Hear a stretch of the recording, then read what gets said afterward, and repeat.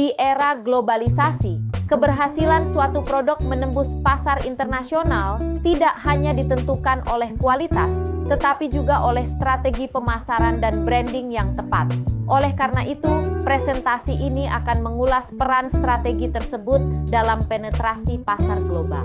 Pada bagian ini kita akan membahas konsep dasar sebagai pengantar materi pemasaran internasional. Pertama, terkait strategi pemasaran internasional.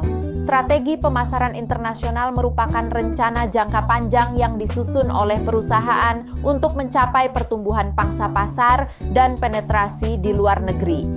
Strategi ini mengintegrasikan berbagai aktivitas pemasaran, mulai dari riset pasar, segmentasi, targeting, positioning, hingga pengembangan merek di pasar internasional. Tujuan utama dari strategi pemasaran internasional adalah menciptakan nilai bagi konsumen global, sekaligus mengoptimalkan daya saing perusahaan di tingkat internasional. Dengan strategi yang tepat, perusahaan tidak hanya mampu masuk ke pasar luar negeri, tetapi juga bertahan dan berkembang secara berkelanjutan. Selanjutnya adalah konsep branding internasional. Branding internasional mencakup upaya membangun, mempertahankan, dan memperluas kepribadian serta reputasi merek agar brand recognition dan brand loyalty dapat berkembang di pasar luar negeri, bukan hanya di pasar domestik. Melalui branding yang konsisten dan relevan secara global, merek dapat membangun kepercayaan dan hubungan jangka panjang dengan konsumen internasional. Pada bagian ini kita masuk ke kerangka teori utama, yaitu marketing mix dalam pasar internasional. Marketing mix, baik dalam konsep 4P maupun 7P, menjadi landasan operasional dalam menyusun strategi pemasaran lintas negara. Melalui pendekatan ini, perusahaan dapat mengelola produk, harga, promosi, dan distribusi secara terintegrasi sesuai dengan karakteristik pasar internasional. Pertama adalah produk. Dalam konteks internasional, produk tidak bisa disamaratakan begitu saja.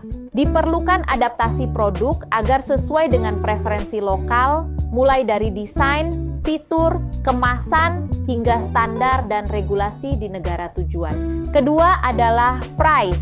Penetapan harga internasional harus mempertimbangkan berbagai faktor, seperti pajak, bea masuk, biaya logistik, serta daya beli konsumen di pasar target. Harga yang tepat akan menentukan daya saing produk di pasar global. Selanjutnya, promotion. Strategi promosi harus disesuaikan dengan budaya dan kebiasaan konsumen di negara tujuan.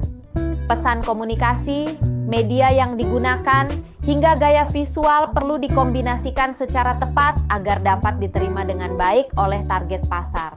Terakhir adalah place, yaitu saluran distribusi internasional.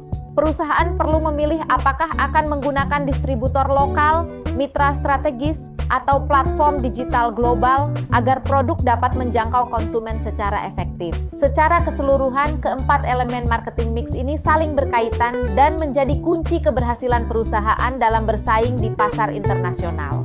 Selanjutnya, kita membahas konsep segmentasi, targeting, dan positioning, atau yang biasa disebut STP.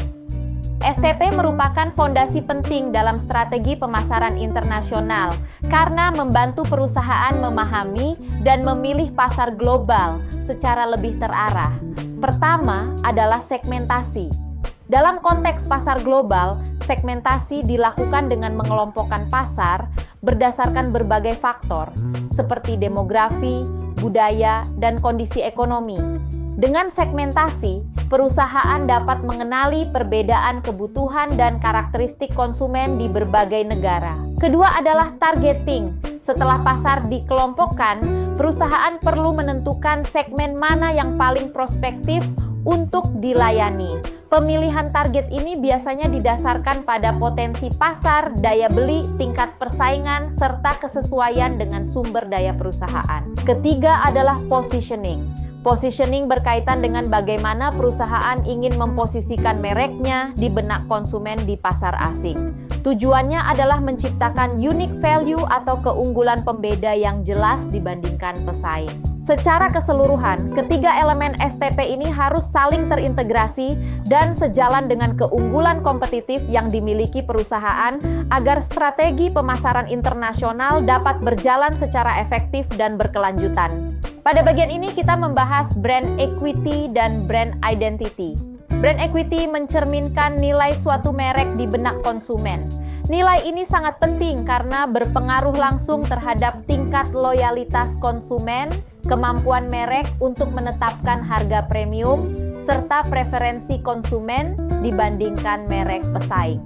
Dalam konteks branding internasional, pengelolaan brand equity harus dilakukan secara konsisten dengan mempertimbangkan 4 pilar utama. Pilar pertama adalah brand awareness, yaitu tingkat pengenalan dan ingatan konsumen terhadap suatu merek di pasar internasional. Semakin tinggi awareness, semakin besar peluang merek dipilih oleh konsumen.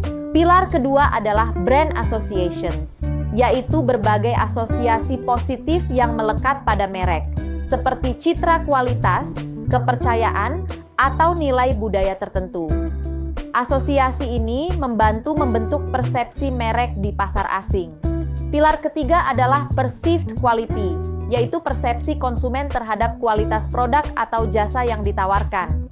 Persepsi kualitas seringkali menjadi faktor penentu dalam keputusan pembelian, terutama di pasar global yang sangat kompetitif. Pilar keempat adalah brand loyalty, yaitu tingkat kesetiaan konsumen terhadap merek.